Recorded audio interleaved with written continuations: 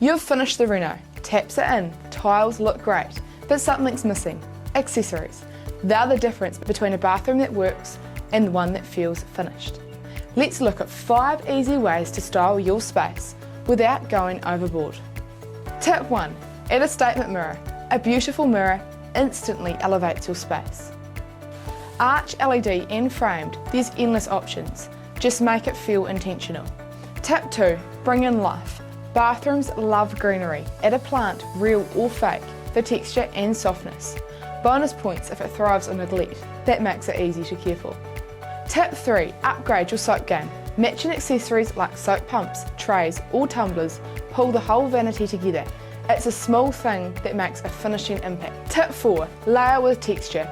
Use textures like waffle towels, wood trays, woven baskets or a soft mat to add warmth and contrast to all those hard spaces. Tip 5. Use scent and soft lighting. Finish off your bathroom with mood. Candles, diffusers or soft lighting give your bathroom that spa feel, even on a weekday.